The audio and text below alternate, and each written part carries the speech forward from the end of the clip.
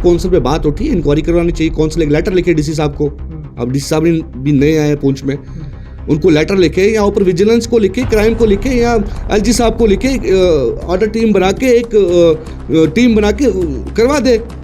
उसके बाद अगर इनको एनओसी मिल जाती है कि ये लोग मतलब धांधलियाँ नहीं हुई हैं, तो उसके बाद इनको जो लगता है वो करें। मैं चैलेंज से कह सकता हूँ, वसूख से कह सकता हूँ, ये इंक्वायरी नहीं करवाएंगे, बिल्कुल नहीं करवाएंगे, कभी भी नहीं करवाएंगे। अब मैं कहता हूँ सर भाई, अगर इंक्वायरी करवा जाए ना, मैं मान जाऊंगा आपको, करवाएं, उसमें ये हर एक को रखे बीच में, करवाएं इंक्वायरी एक बार, पूरे डिस्ट्रिक्ट की करवाएं, खुद पोल खुल जाएगी कौन कितने किस्में है। कुछ लोग जो है कि कल तक डेवलपमेंट की बात करते थे, वो खुद कहते थे डीडीसी जो बीडीसी है करप्शन हो रही है, जो बहुत चीज़ें कर रहे थे। इन दिनों में देख रहा हूँ, हैरान हो गया हूँ मैं। वो लोग अचानक से यू टर्न पड़ के वो कह रहे हैं कि यहाँ की एडमिनिस्ट्रेशन ओके, डीडीसी काउंसिल जो डीडीसी काउंसिल है ओके। मैं हैरान हो गया, यू टर्न कैसे हो गया रात में। वो तो स्पोक्स पर्सन बन के गए। ज्यादातर मैं देखता हूँ पीडीपी के लोग जो है स्पोक्स पर्सन बन गए किसके काउंसिल के, हालांकि उनका शायद एक ही आदमी शायद काउंसिल में है बाकी तो अदर्स पार्टी से इंडिपेंडेंट है। इस टाइम स्पोक्स पर्सन का काम वो लोग कर रहे हैं, कुछ न कुछ तो है। आपको क्या लग रहा है, डीडीसी और बीडीसी बनने के बाद डेवलपमेंट यहाँ पे नहीं हुई? मेरी नज़र में बिल्कुल डेवलपमेंट नहीं हुई। डेवलपमेंट का मतलब क्या है, ये किस चीज़ को डेवलपमेंट समझते हैं? निर्गा के कामों को?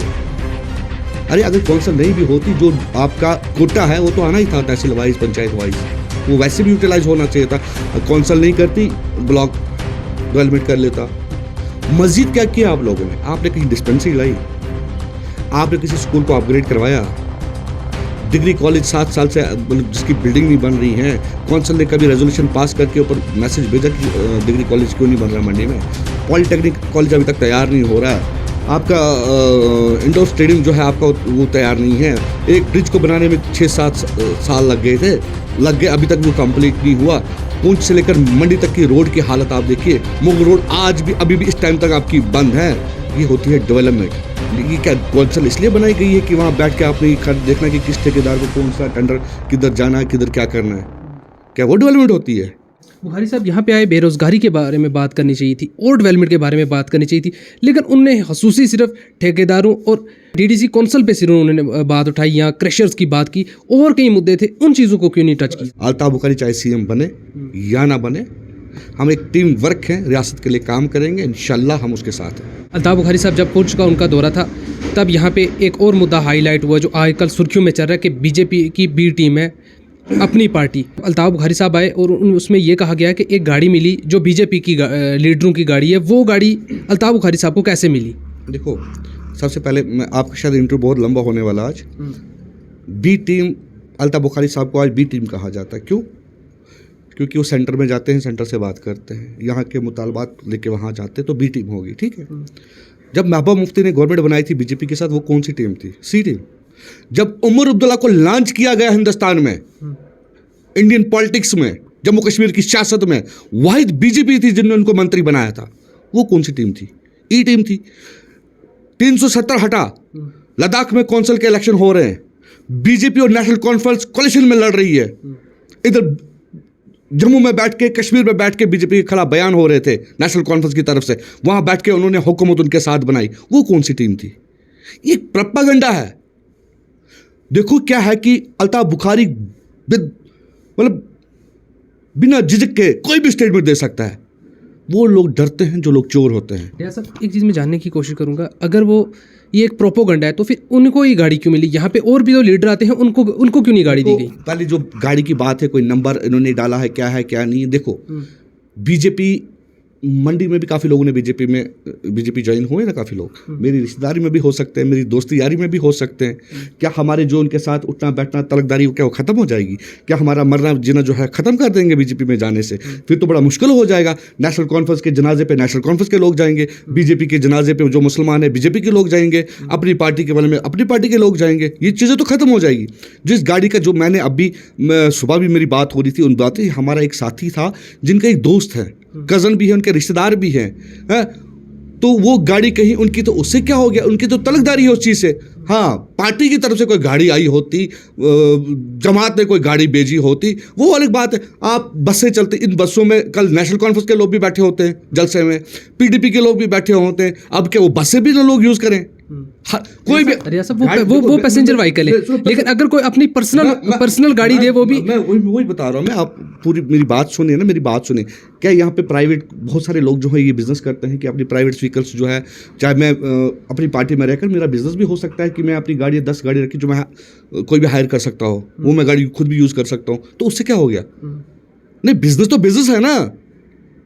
ये चीज़ भी तो हो सकती है कि किसी ने अपनी गाड़ियाँ रखी हो, किसी ने हायर की हो, उससे क्या हो गया? अब वो बीजेपी वाला की गाड़ी भी, वो चीज़ होगी, बिजनेस बंद हो जाएगा। पुंछ में इतनी गाड़ियां, क्या बीजेपी के लीडर के पास वो गाड़ी थी? और भी तो गाड़ियां हैं, अगर हायर करनी होती तो। अब अगर किसी की गाड़ी की कोई कंडीशन अच्छी हो, कुछ हो, दोस्ती यारी हो, तलकदारी हो, उठना बैठना हो, शायद वो आपस में कजन लग रहे हो, रिश्तेदार लग रहे हो, ये कैसे आप कर सकते हो? अरे क्या आप अपनी बरादरी खत्म कर देंगे? आप क्या अपनी रिश्तेदारी खत्म कर देंगे? क्या आपका जो तलक है वो खत्म कर देंगे? ये प्रोपेगेंडा है, बेसलेस प्रोपेगेंडा है।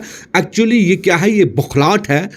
क्योंकि आज की वक्त में, आज के इस दौर में इतना बड़ा जलसा होना अल्ताफ बुखारी का मंडी के अंदर, जबकि यहाँ शादियों का सीज़न चल रहा है, यहाँ लोग रिटायरमेंट्स के पार्टीज भी चल रही है, और भी लोगों को ज़मींदारी का मसला चल रहा है, उसके बावजूद भी यहाँ पे इतना बड़ा जलसा होना, जस्ट बौखलाहट, जिसको बौखलाहट कहते हैं ना, वो ये बौखलाहट सामने आ रही है। अब गाड़ी का नंबर, ये कोई बात है? अरे जो बंदा राजनाथ सिंह के साथ बैठ के कह रहे हैं कि कश्मीर में जब पैलेट गन चली, जब कश्मीर में नौजवानों को मारा गया, तब आप बैठ के कह रहे हो कि आप क्या यहाँ टाफियाँ खाने आए थे? क्या आप यहाँ दूध पीने आए थे? उस बात पे कोई बात नहीं। जहाँ सैकड़ों लोग नौजवान मारे गए, यहाँ गाड़ी का इतना बढ़ गया कि बीजेपी के साथ आपने टैग दे दिया। जहां आप उनके साथ बैठ के रोटियां खा रहे थे, जहां उनके साथ बैठ के आप कुर्सियां एंजॉय कर रहे थे, जहां उनके साथ बैठ के आप इतना कुछ स्टेट का धर्म बरम निज़ाम कर दिया। लोगों का, या सोशल एक्टिविस्ट का, उनका ये कहना है कि अपनी पार्टी की रैली है और गाड़ी मिल रही है बीजेपी से, इसका मतलब इस पार्टी में और उस पार्टी में सांठगांठ तो है। मैंने आपको पहले कहा ना कि अगर पार्टी ने गाड़ी भेजी होती है ना, वो एक अलग चीज़ होता है। अब रिश्तेदारी में, मेरे मोहल्ले में मेरे साथी कुछ अलग अलग पार्टियों से हैं। मेरे भाई की शादी है, तो मोहल्ले के 10 गाड़ियाँ हमें चाहिए, 20 गाड़ियाँ हमें चाहिए। अब सारे कंट्रीब्यूट करके एक एक गाड़ी डालते हैं, शादी बारात के साथ जाते, तो उसमें बीजेपी वाला भी होगा, नेशनल कॉन्फ्रेंस वाला भी होगा। उससे क्या साबित हो जाएगा? ये मैंने कहा ना आपको, जस्ट बौखलाहट है। उनके पास कोई मुद्दा नहीं है, उनके पास कुछ रहा नहीं। उनको पता है कि यहाँ की 3 सीटें जो हैं डिस्ट्रिक्ट पुंछ की है, ये अपनी पार्टी के खाते में जारी हैं। जो हमारे डिस्ट्रिक्ट सदर हैं उनकी क़यादत में, और अल्ताफ बुखारी के पास जा रही हैं। जस्ट बौखलाहट है। अभी बहुत प्रोपेगेंडा करेंगे। अभी ये बोलेंगे ये जो रियासतों ने शर्ट डाली है, ये जो फैक्ट्री है, कंपनी है ना, ये बीजेपी की है।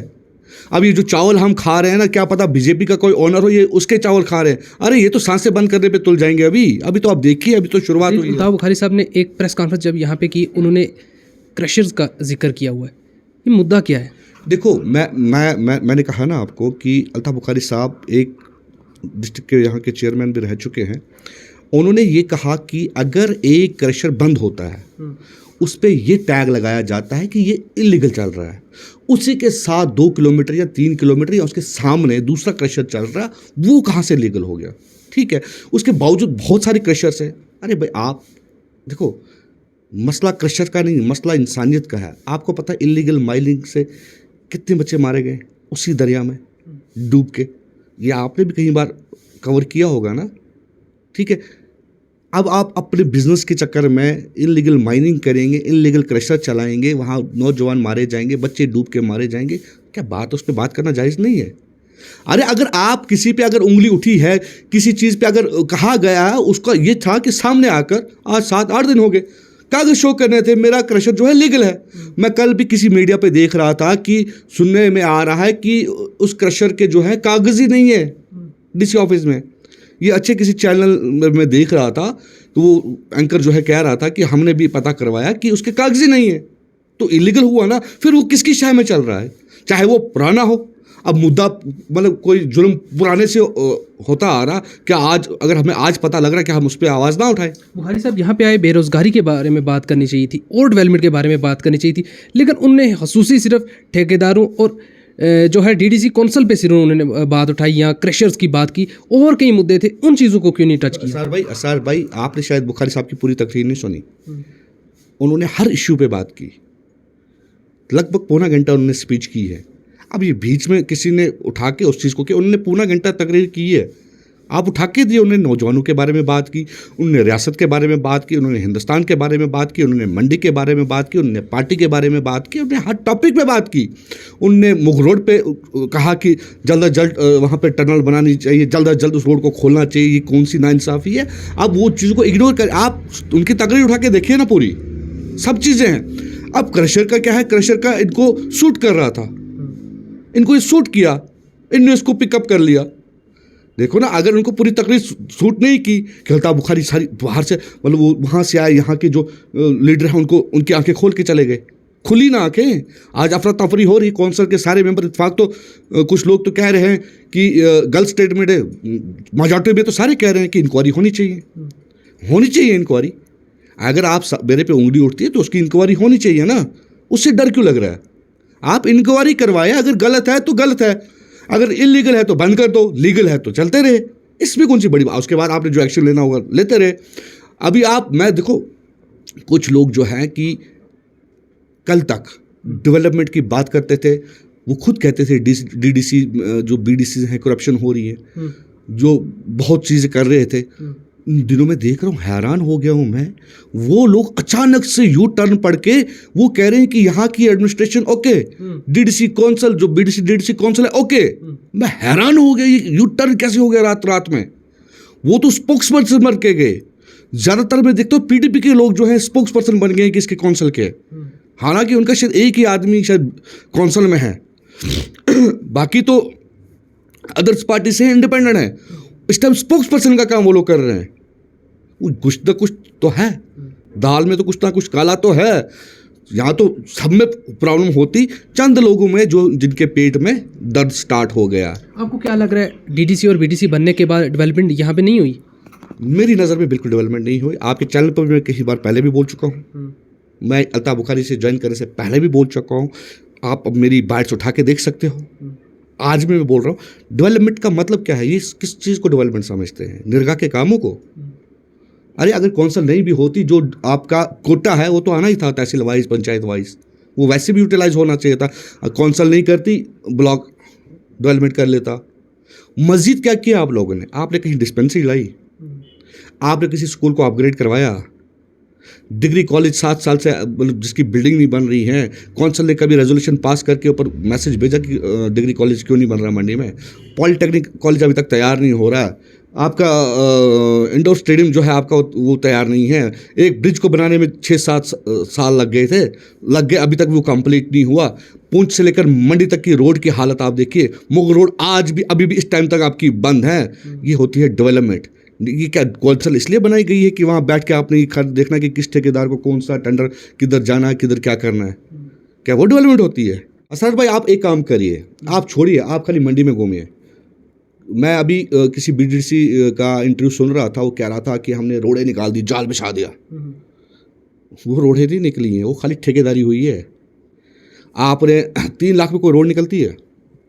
या 4 लाख में या 5 लाख में या 10 लाख में कोई रोड निकल सकती है क्या? आपने क्या किया? मशीन लाई, ठेकेदार से सांड गांठ की, लोगों की ज़मीन काट के वहाँ पे एक पगडंडी बना दी। 5वें दिन बारिश हुई, वो फिर पलायन हो गई, बस पैसा निकल गया, बात खत्म। इंक्वायरी करवाए ना इसी बात पे, कितनी रोडें निकली? क्या एक भी रोड जो है स्टेबल है आज की टाइम? नजर में नहीं आएगी कि यहाँ मशीन लगी थी कभी, ये हालत हुई है। ये तो ठेकेदारी हुई ना।